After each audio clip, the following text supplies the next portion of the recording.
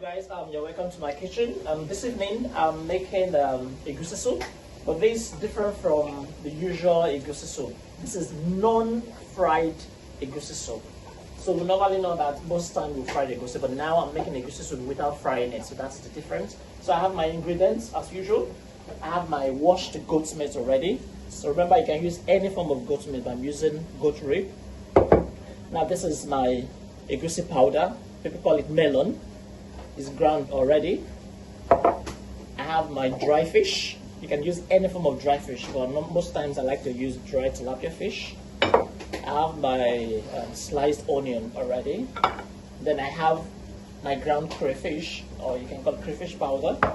I have my pepper. This is scotch bonnet, regular known as red pepper. Then I have my seasoning, Maggi Star. I normally use Maggi Star. It has a good taste. Then I have some ginger and the garlic. I'm going to blend the ginger and garlic with the scotch bonnet and this onion together. And I have salt as usual. Then I'm going to use red oil. You can use any form of red oil, but this is what I've got. So guys, let's start cooking. Right now, first thing to do, I'm going to season my meat and have it on the fire to cook for about 10 to 12 minutes. This is goat meat.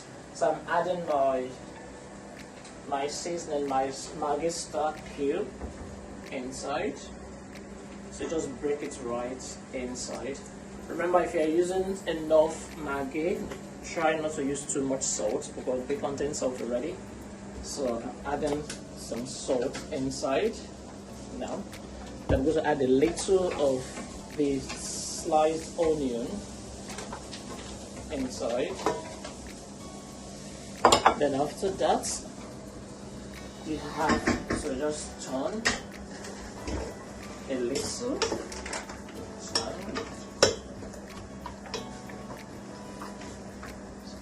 So I'm going to add a little water into this.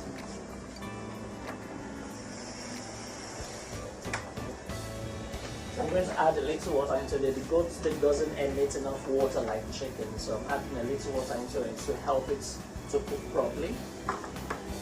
So our meat is ready to go on fire. You need to allow it to be on fire for like about 10 to 12 minutes. Alright guys, so while we wait for what's on the fire to get boiling. Now this is an important part of this cooking. This is our ground melon, the melon powder. You need to wash it, it's very important, crucial to this cooking. So I'm going to pour it inside this bowl. This is the quantity of melon I want to use. So I'll get some water, just get normal fresh water. So I'm going to make this into a solid paste. So I'll add some water. Try not to add too much water. So I'm going to stir this. Just keep stirring this until everything is completely in a paste form.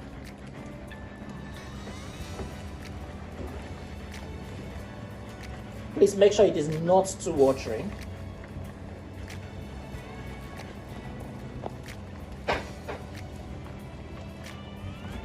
So this is all you have to do. Just add water into the melon and stir until it comes into a paste form. And we'll wait for what's on the fire to get boiling. Then we'll proceed from there. Alright guys, let's check our meat and see if it's cooked so that we can continue.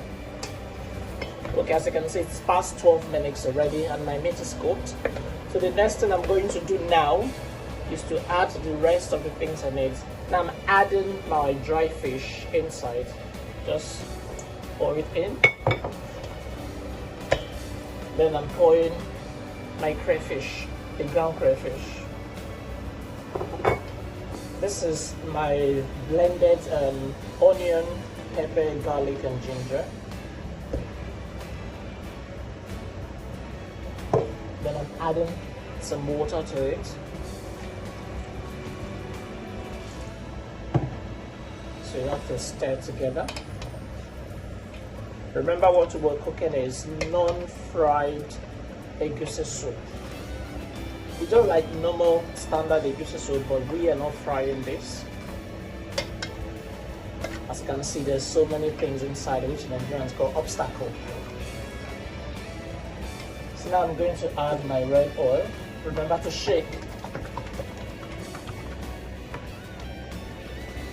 So I'm adding my red oil.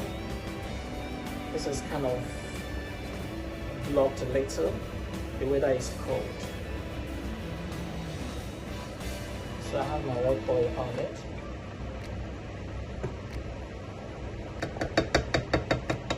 I'm going to cover it for this to boil.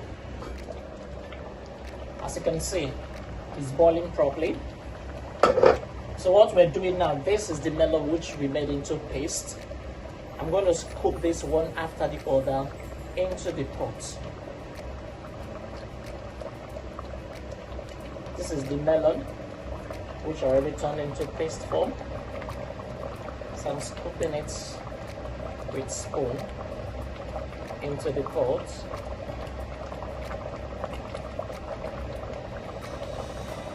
After doing this, you just cover the pot and allow it to cook for about 4 minutes.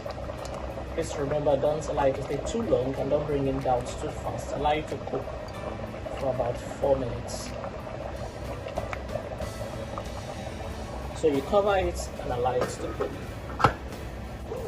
This is the result of what we have. So now I need to turn. As you can see, we have things that look like meatballs from the melon. So you turn.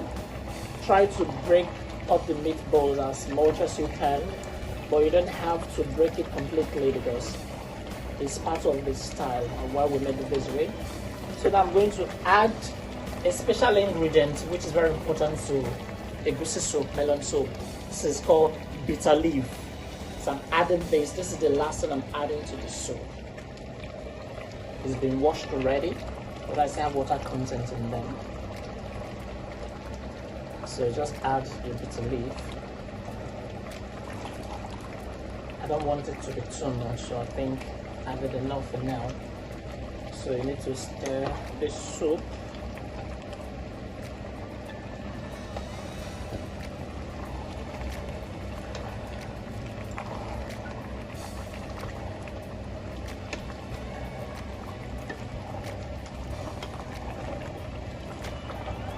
So now at this stage, please remember before you bring down your soup, you need to taste to be sure that everything tastes well, that the salt you have is enough. Always remember to taste your food before you bring it down. I think everything is perfect. So I'm going to allow this on the fire. You can choose to cover it or you leave it open. So I'm going to allow this on the fire for a few more minutes. So alright guys, the soup is ready. So this is your non-fried egusi soup. As you can see, everything is looking sumptuous with my dry fish, my goat meat, my bitter leaf. So we're ready to serve this with either gari with some more. You can even eat this with rice if you choose. But for this night, I'm having this with gari, which is known as eba.